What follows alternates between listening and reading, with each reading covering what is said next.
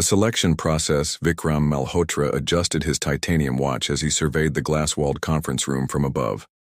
50 candidates waited nervously, each hoping to become the next Chief Innovation Officer at Zenith Technologies.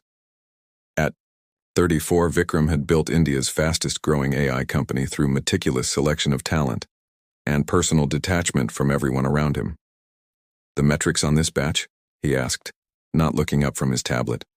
Rohan, his HR director, cleared his throat. "Top percentile from IITs, IIMs, and international universities. Several with advanced degrees, corporate experience. I don't want their pedigrees. I want their problem-solving data," Vikram interrupted, scrolling through preliminary test scores. "This position requires exceptional analytical ability, not impressive paper credentials." His reputation for ruthless assessment was legendary in Bangalore's tech corridor. The Malhotra method subjected candidates to increasingly impossible challenges until only one remained standing. Critics called it cruel. Vikram called it efficient. Meanwhile, on the ground floor, Prisha Sharma clutched her worn portfolio against her simple cotton kurta. Unlike the designer suits surrounding her, her clothes were bargain finds carefully pressed that morning in the tiny apartment she shared with 2 roommates. At 26, she carried responsibility far beyond her years. "You're wasting your time," whispered a man with an Oxford accent beside her.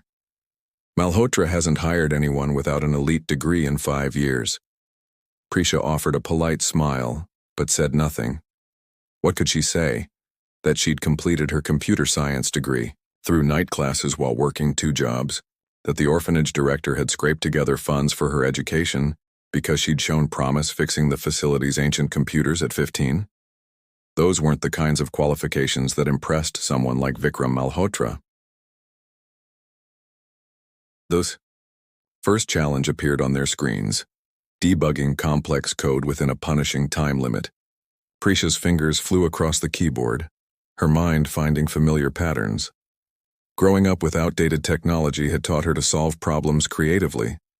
Around her, other candidates grumbled about the deliberately broken architecture of the test. "This is impossible," muttered a woman to Prisha's right. Diameta, according to her name badge, looked close to tears as her screen flashed error messages.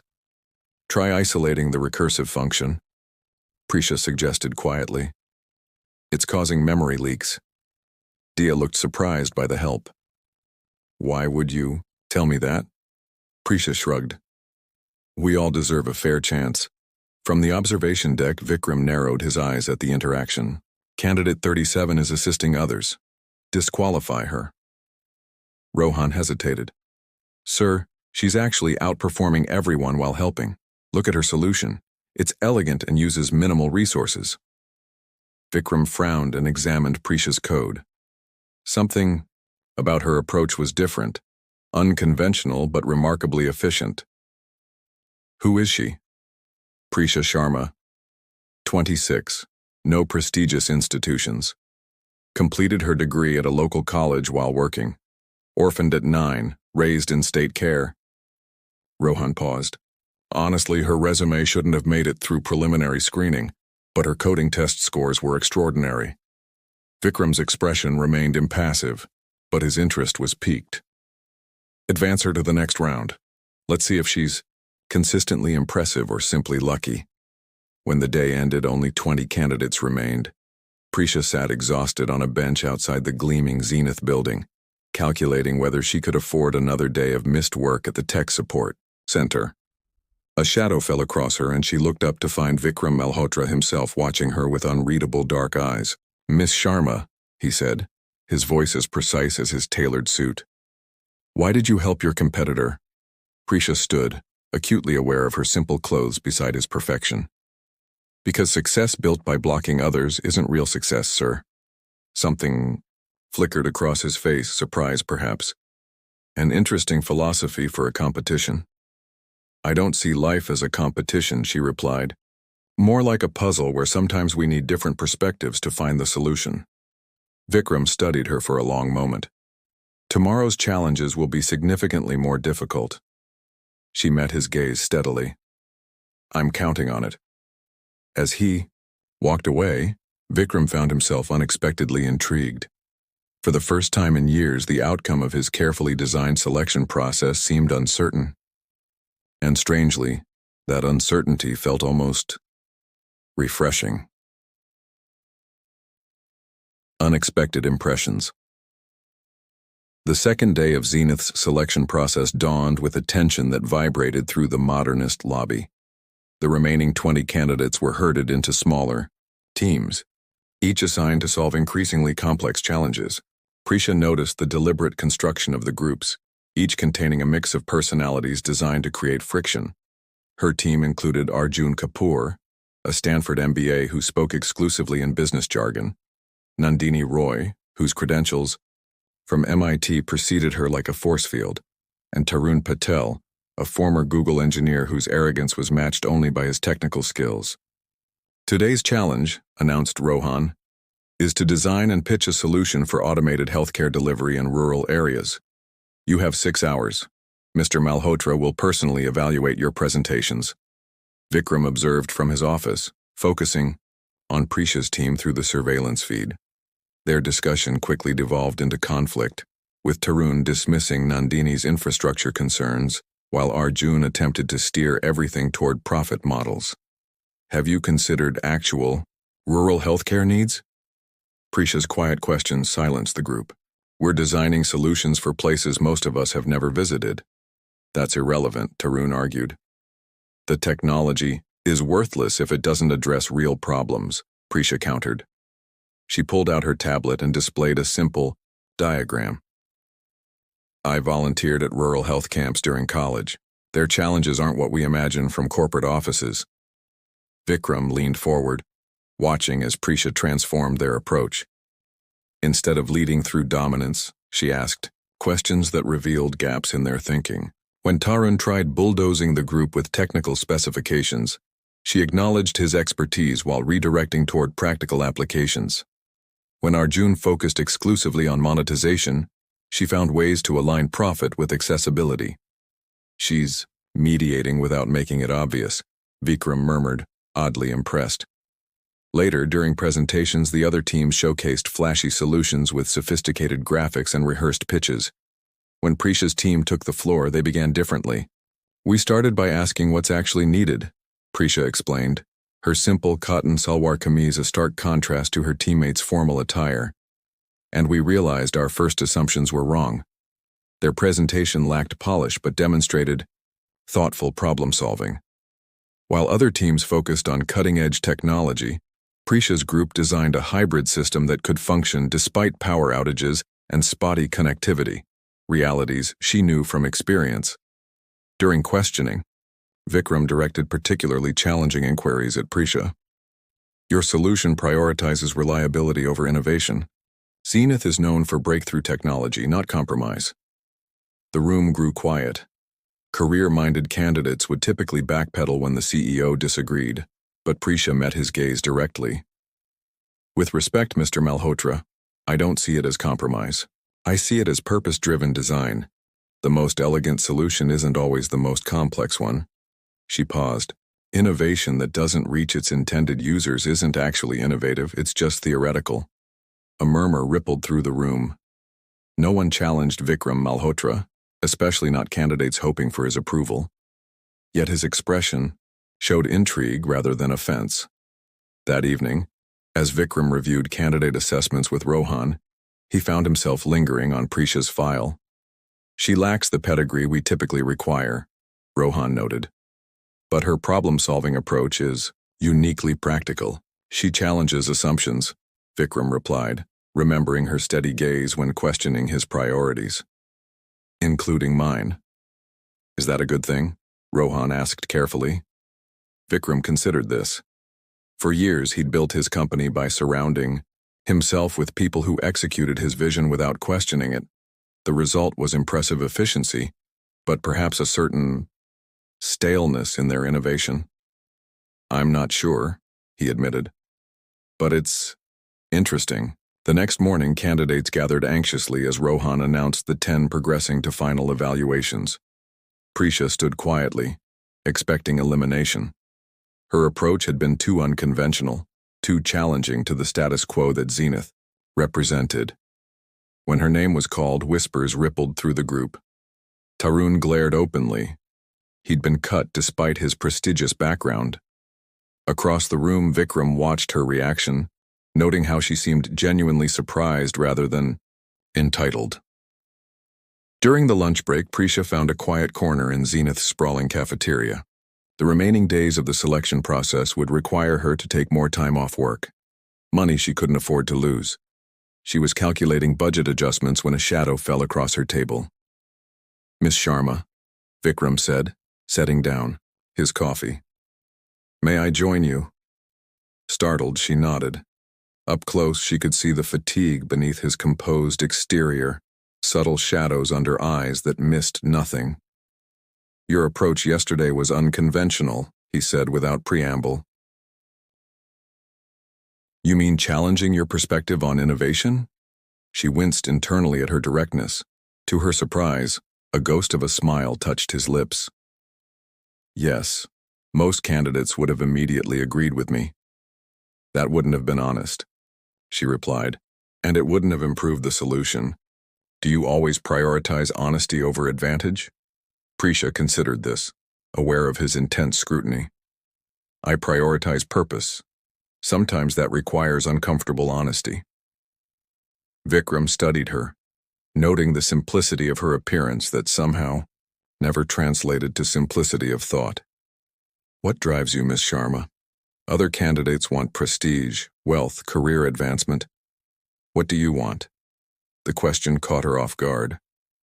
She could have offered a polished answer about professional growth or contributing to innovation. Instead, she chose truth. "Stability," she admitted, "and the chance to build something meaningful that helps others." She hesitated before adding, "Growing up with nothing teaches you that some values matter more than others." Something shifted in Vikram's expression, a barely perceptible softening around eyes that usually calculated rather than connected. For a moment, recognition passed. Between them, the awareness that beneath their vastly different exteriors, perhaps something essential was shared. "The final challenges begin tomorrow," he said, rising from the table. "They're designed to be impossible." Prisha smiled slightly. "With respect, Mr. Malhotra, nothing is impossible. Some things just require a different perspective." As Vikram walked away, he realized with unsettling clarity that for the first time in years he was genuinely curious about what would happen next. And it wasn't just about testing a candidate anymore. It was about discovering what Prisha Sharma might reveal about problems he hadn't even recognized within his carefully constructed world. Beyond professional boundaries. 3 weeks into Prisha's unexpected appointment as Zenith's Chief Innovation Officer, the company's executive floor still buzzed with speculation. The selection process had concluded with an unprecedented scenario. Vikram had abolished the final challenge entirely, after Prisha had offered a paradigm-shifting solution to what was meant to be an impossible scenario. She completely reconfigured the parameters, Rohan had explained to curious board members. While others tried to solve the problem as presented, she questioned why the problem existed at all. Now Prisha sat across from Vikram in his minimalist office, the sprawling Bangalore tech corridor visible through floor-to-ceiling windows. Morning sunlight illuminated her simple but elegant navy blue kurta, a step up from her interview attire, but still modest compared to the designer wardrobe of other executives. "The development team isn't convinced," she explained, gesturing to the proposal on her tablet. "They believe our current AI architecture can't accommodate the ethical framework. I'm suggesting," Vikram leaned back, studying her. "In 3 weeks, she'd challenged more company assumptions than most executives dared in years." "And you disagree?" "I think they're approaching it from an engineering perspective when this is fundamentally a human problem." Her eyes lit with a passion that had first caught his attention.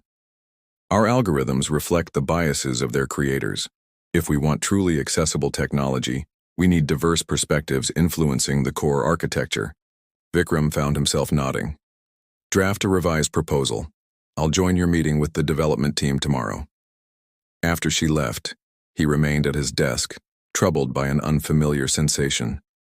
Working with Prisha activated something he'd deliberately suppressed in his rise to success genuine intellectual engagement.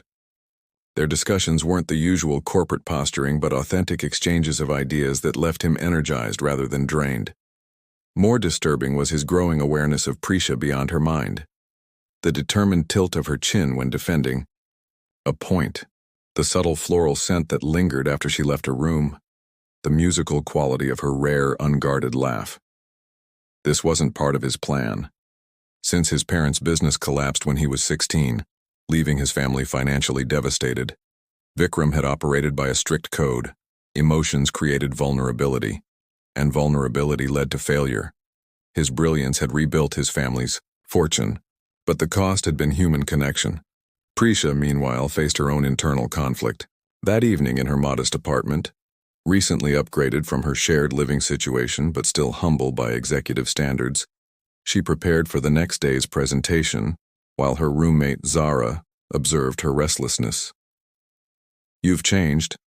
The outfit 3 times, Zara noted, eyebrow raised. "This isn't just about work, is it?" "It's completely about work," Prisha insisted, though a flush betrayed her. Tomorrow's meeting could determine whether Zenith's AI becomes genuinely accessible or remains a luxury product. "And it has nothing to do with impressing your intimidatingly handsome boss?" Prisha sighed, abandoning the pretense. "It's inappropriate and unprofessional. He's my employer." "And?" Zara prompted. "And he's from a different world. Born into privilege, educated at elite institutions." "Actually," Zara interrupted, "I did some research. The great Vikram Malhotra wasn't born wealthy. His family lost everything when he was a teenager. He won scholarships, worked multiple jobs through college." She grinned at Prisha's surprise. "Sound familiar?" This revelation unsettled Prisha. She'd assumed the wall between them was built of different life experiences. Learning they shared similar struggles complicated her already confused feelings. The next morning, Prisha arrived early to prepare the conference room. To her surprise, Vikram was already there, reviewing her proposal.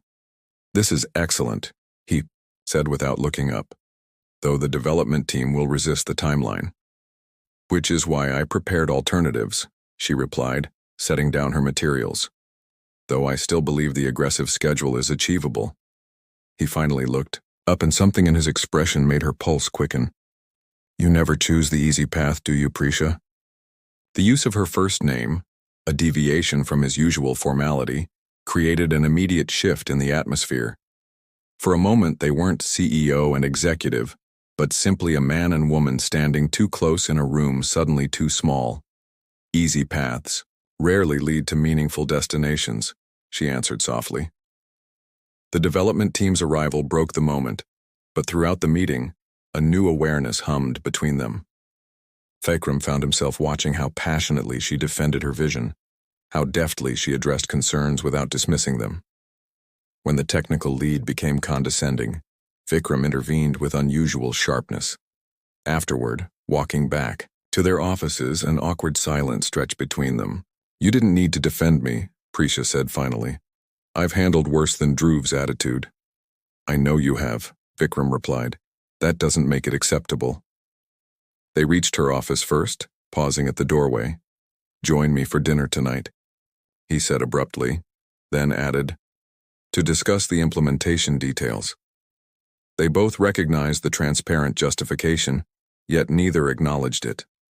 "That would be—" Prisha hesitated, professional caution warring with personal desire. "Appropriate." His slight smile indicated he caught her deliberate word choice. 7 o'clock, I'll send a car." That evening, they sat in a private dining room at Bangalore's most exclusive restaurant, conversation flowing with surprising ease. Work discussion gradually gave way to personal revelations. His struggle to rebuild after his family's financial collapse, her determination to create opportunities for other children from the orphanage. "Is that why you helped candidates during the selection process?" he asked. "Because you see yourself as responsible for creating opportunity?" Prisha considered this. "Partly. But it's also because I believe exceptional outcomes come from collaboration, not just competition." "I used to think that was naive," Vikram admitted. Now I'm not so certain. As the evening progressed, professional boundaries blurred further. When he asked about her parents, she spoke with unexpected openness about memories that had faded to impressions. Her mother's jasmine perfume, her father's patient explanations of how machines worked. They died in a building collapse when I was 9, she explained. Substandard construction in a heavy monsoon. After that it was the state orphanage. Yet you don't seem bitter, Vikram observed. What would bitterness accomplish? She asked. I chose to focus on building something better instead. The simple wisdom of her response struck him deeply. His own drive had been fueled partly by resentment, proving wrong those who had written off his family after their downfall. Her approach seemed healthier, more sustainable. When the car dropped her at her apartment building, a tension hung between them. The evening had shifted something fundamental in their relationship, yet professional boundaries remained. Thank you for dinner, she said formally. Prisha, Vikram began, then hesitated uncharacteristically. I find myself thinking about you, beyond work. The admission hung in the air between them. She should establish boundaries, maintain professionalism. Instead, honesty compelled her forward. I think about you too, she admitted, which makes this complicated. Complications can be solved, he offered, the problem solver in him emerging. Like any other challenge, she smiled slightly. Some complications shouldn't be rushed into solutions. As she turned to go, his hand caught hers briefly, a touch that sent awareness cascading through both of them. For a man who prided himself on logical decisions, the intensity of his reaction to this simple contact was alarming. Good night, Vikram, she said softly, using his first name deliberately. Watching her disappear into her building, Vikram confronted an uncomfortable truth. For the first time since rebuilding his life from nothing, he faced a situation he couldn't control, through sheer will and intellect. And most disturbing of all, he wasn't certain he wanted to. Confronting the past, the quarterly board meeting stretched into its third hour as Prisha presented Zenith's new ethical AI framework. Though exhaustion pulled at her, she maintained the steady composure that had become her trademark over the past 2 months. Across the boardroom, Vikram watched her handle aggressive questioning from Rajesh Singh Ania, their most conservative investor. This accessibility initiative will delay our market release by months, Rajesh argued. Our competitors won't hesitate, while we worry about hypothetical ethical concerns. They're not hypothetical, Prisha countered. Our preliminary testing showed significant bias in serving underprivileged communities. Releasing now would reinforce existing inequalities.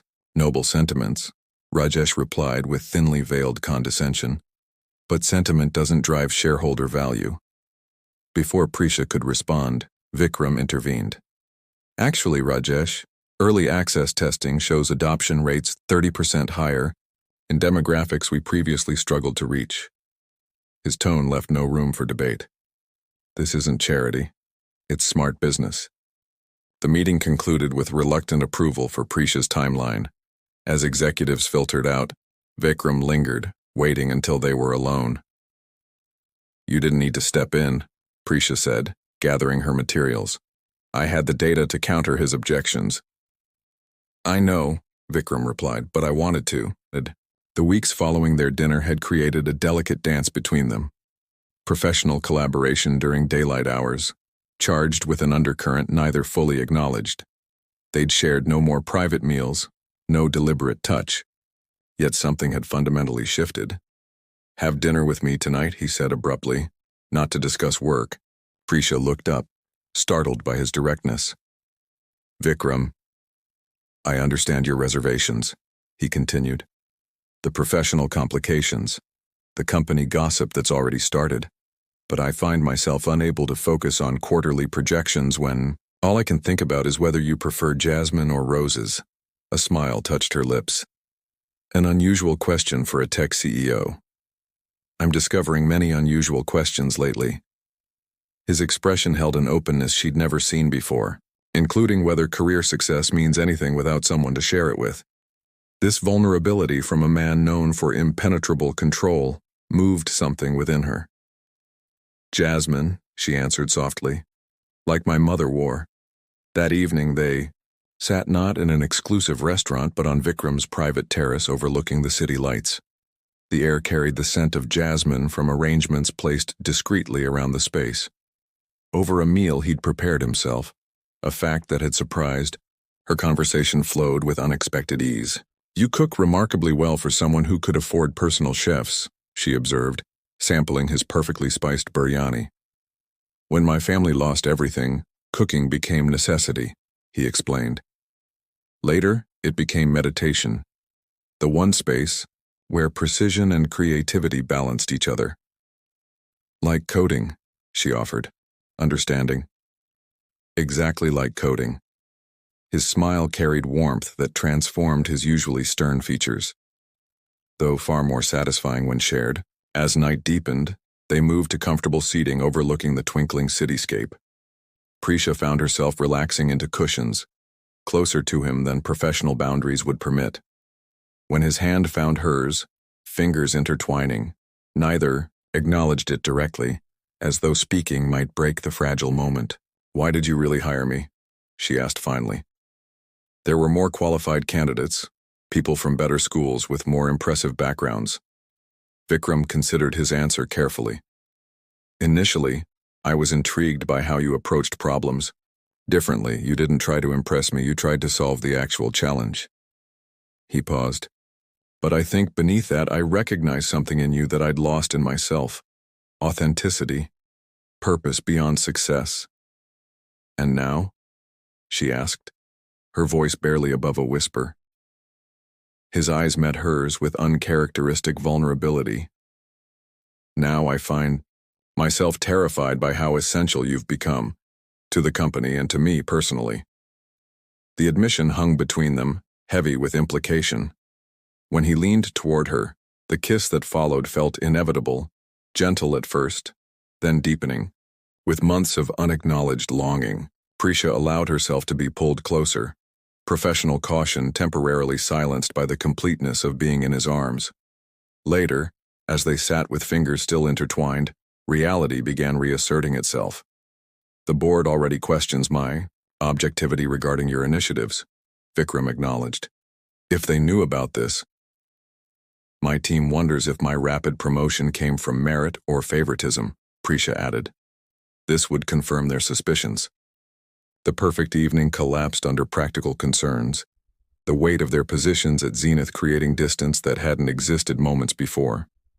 "Perhaps we've been reckless," Vikram suggested, withdrawing slightly.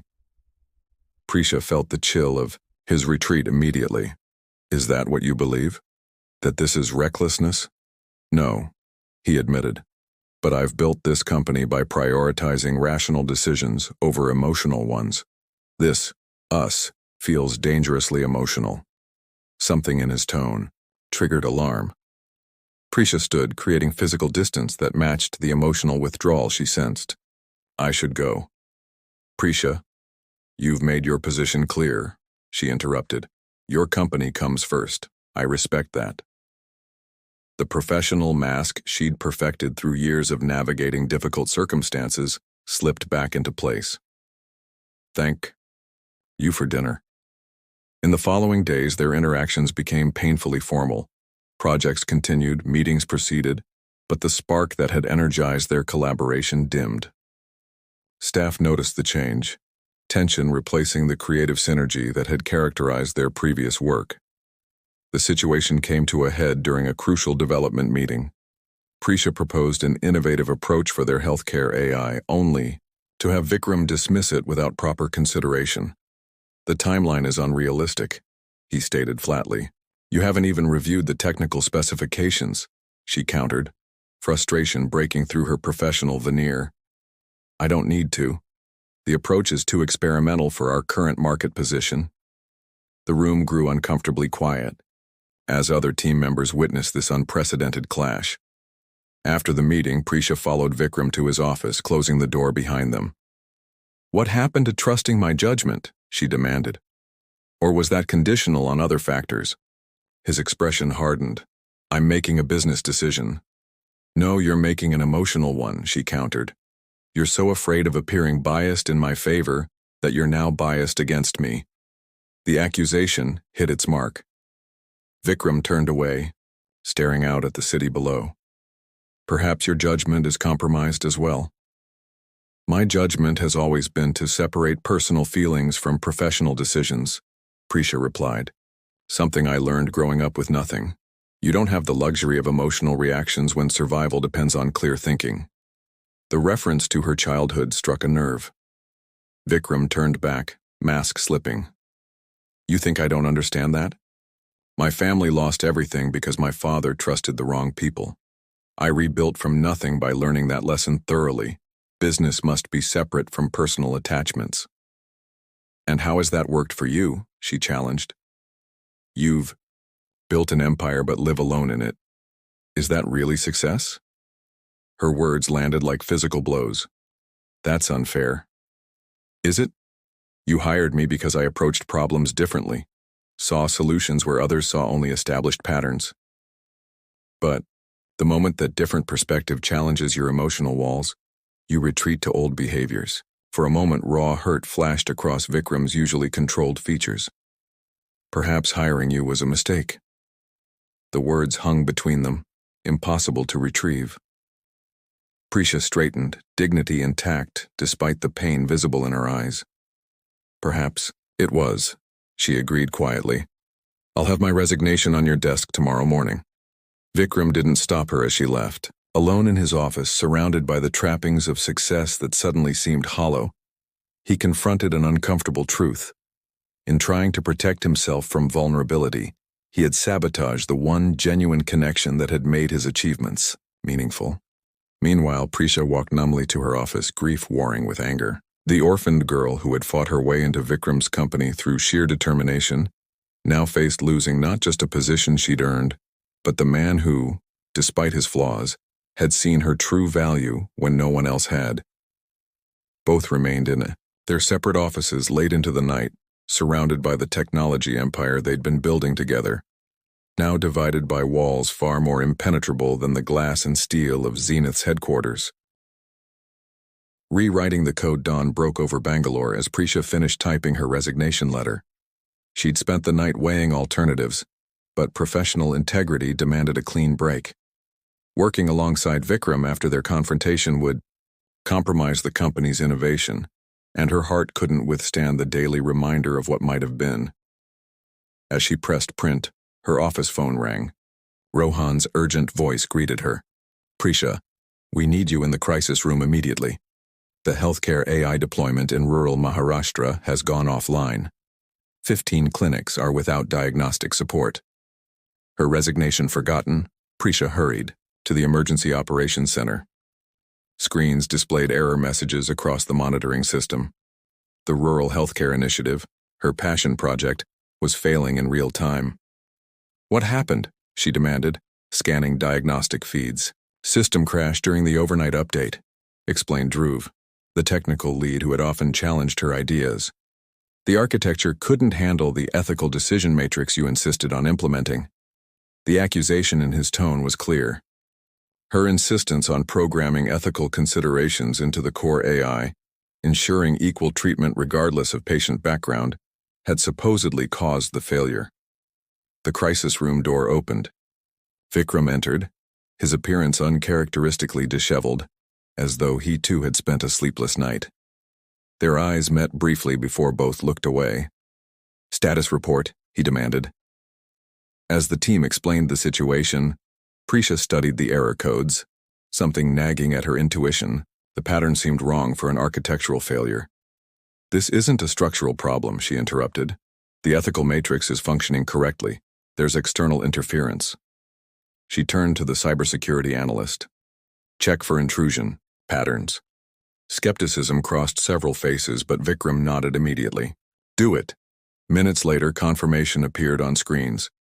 She's right, the analyst confirmed. Someone's deliberately corrupting the data packets. Targeted attack. The next hours dissolved into intense troubleshooting. Despite their personal conflict, Vikram and Prisha fell into seamless collaboration. her identifying vulnerable pathways while he coordinated defensive measures. When she suggested an unconventional rerouting strategy, he backed her without hesitation, overriding technical objections from others.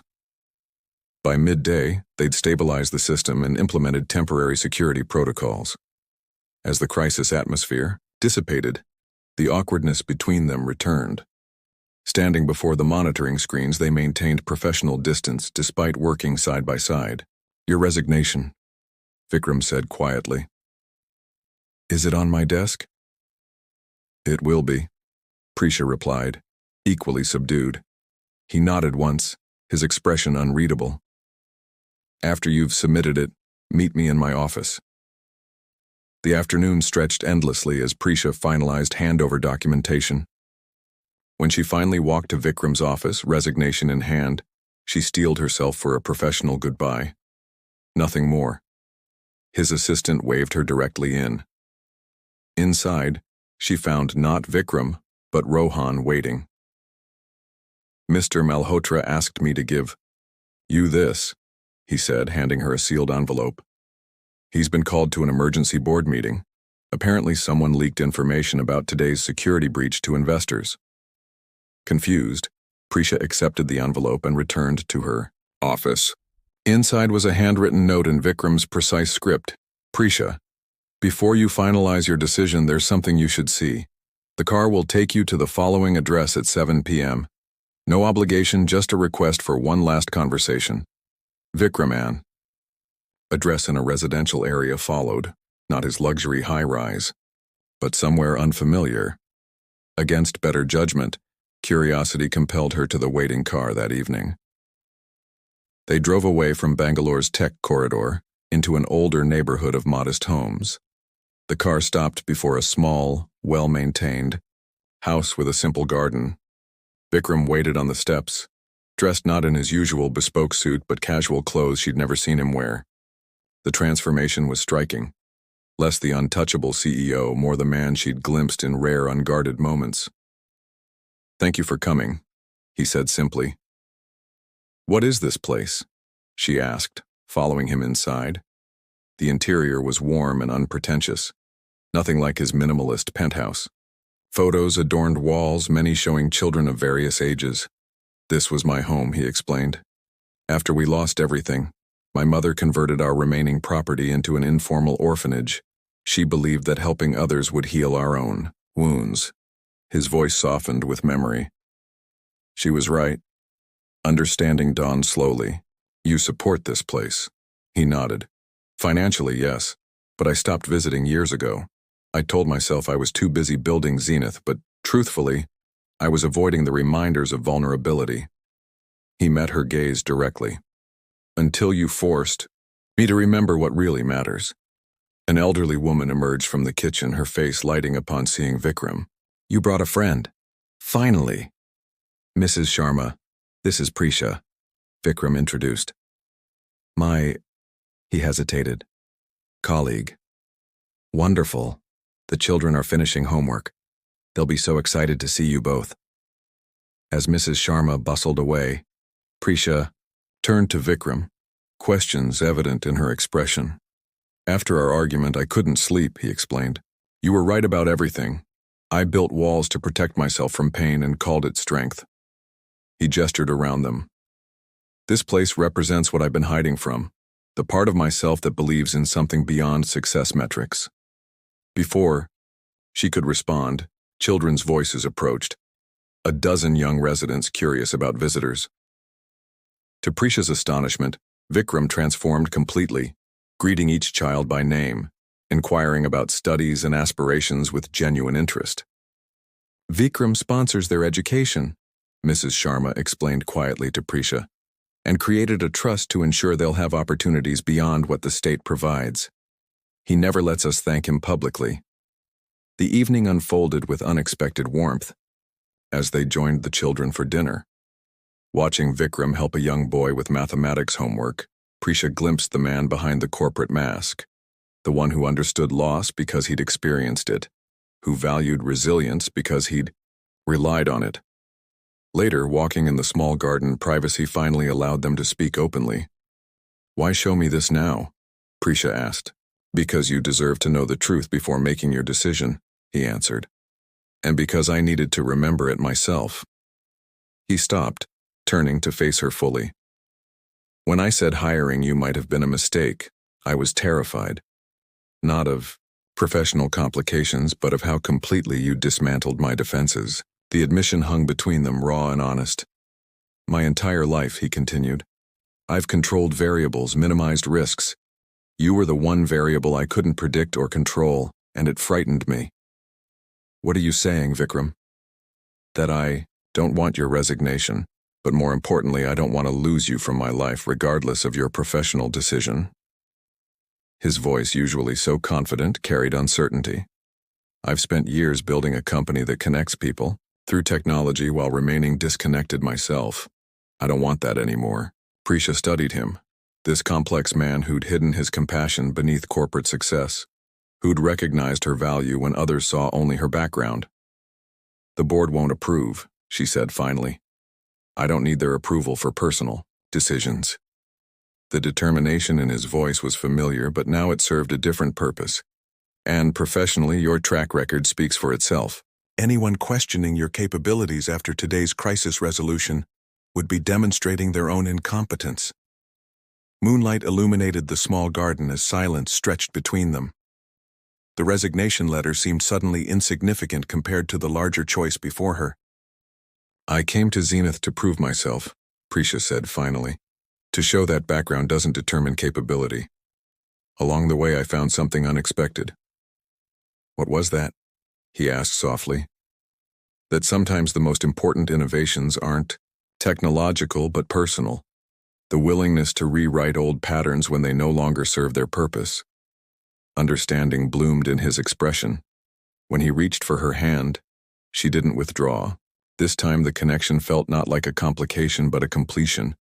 Two people who'd fought similar battles from different starting points, recognizing in each other the strength and vulnerability they'd each tried to hide. Does this mean he'll stay? He asked, hope evident in his voice. Prisha smiled, the warmth reaching her eyes. At Zenith, yes. My work there matters too much to abandon it, but the terms have changed. No more hiding behind professional walls. No more sacrificing authenticity for appearance. And us? That algorithm needs careful development, she replied, humor softening her serious expression. With extensive testing and gradual implementation. His laugh, unrestrained and genuine, echoed in the quiet garden. Always the methodical engineer. Someone has to balance your impulsiveness, she teased, then grew serious. We'll face challenges, corporate politics, public scrutiny, our own insecurities. True, he acknowledged, but perhaps we approach those challenges together, applying the same innovation to our relationship that we bring to technology. His fingers tightened around hers. After all, the most revolutionary systems often come from unexpected combinations. 6 months later, Zenith's Rural Healthcare Initiative received international recognition for its groundbreaking approach to accessible medical technology. The awards ceremony photograph showed Vikram and Prisha standing together, professional, partners publicly, something much deeper privately. Later that evening, they returned to the orphanage where Vikram had revealed his true self. Children crowded around them, eager to share accomplishments and dreams. You've created something remarkable here, Prisha observed, watching Vikram help a young girl with a coding exercise on a tablet. Technology making dreams accessible where opportunity had been scarce. We've created something remarkable, he corrected, looking up at her with the openness that now characterized their relationship. The orphan girl and the CEO who thought he knew everything until she proved him wonderfully wrong. As children's laughter filled the modest home, both recognized the truth. Their greatest innovation hadn't been in artificial intelligence, but in human connection. The algorithm of love that had transformed not just their lives, but countless others through the work they now pursued together. In the end, it wasn't degrees or pedigrees that had built their shared success, but the courage to be authentic in a world that rewarded conformity, and the wisdom to recognize that true innovation begins with opening one's heart to unexpected possibilities.